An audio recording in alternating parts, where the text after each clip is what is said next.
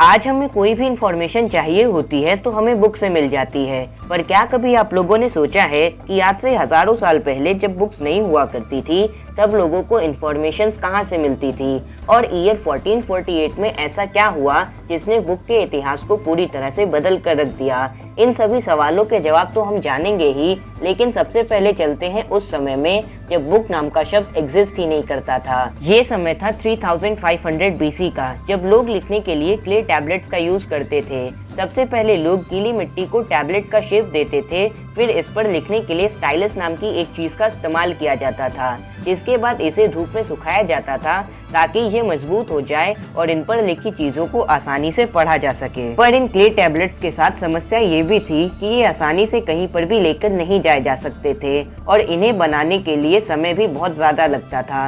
इसी की वजह से इजिप्शियंस ने 3000 BC के आसपास पपायरस स्क्रॉल्स का इन्वेंशन किया। पपायरस स्क्रॉल्स को बनाने के लिए नाइल रिवर के किनारे उगने वाली रीड्स का इस्तेमाल किया जाता था। पपायरस पर लिखने के लिए रीड पेन्स का यूज किया जाता था। 6th सेंचुरी आते आते पपायरस बहुत ही पॉपुलर बन चुका था, इतना पॉपुलर कि इजिप्शियंस इसका दुनिया भर में व्यापार करने लगे। इसकी वजह से रोमन और ग्रीक्स ने भी पपायरस को अपना लिया। पर जैसा कि पपायरस का आविष्कार इजिप्ट में हुआ था, इसीलिए इसकी ट्रेड में इजिप्शियंस की बादशाहत थी और इजिप्ट की इसी बादशाहत को खत्म करने के लिए आविष्कार हुआ पार्चमेंट का, जिसे हिंदी में चर्म पत्र कहते हैं। पार्चमेंट को बनाने के लिए एनिमल्स की स्किन का इस्तेमाल किया जाता था।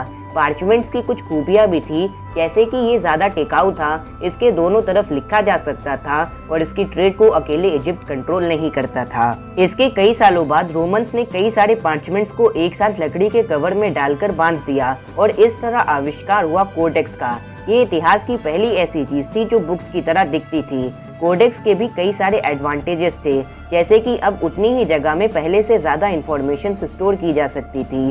कोडेक्स की कीमत कम थी और इसमें रीडर्स आसानी से एक से दूसरे पेज तक जा सकते थे। कोडेक्स को शुरुआत में क्रिश्चियन टेक्स्ट लिखने के लिए यूज किया जाता था और जैसे जैसे क्रिश्चियनिटी पॉपुलर हुई उसी के साथ साथ कोडेक्स भी पॉपुलर हुआ।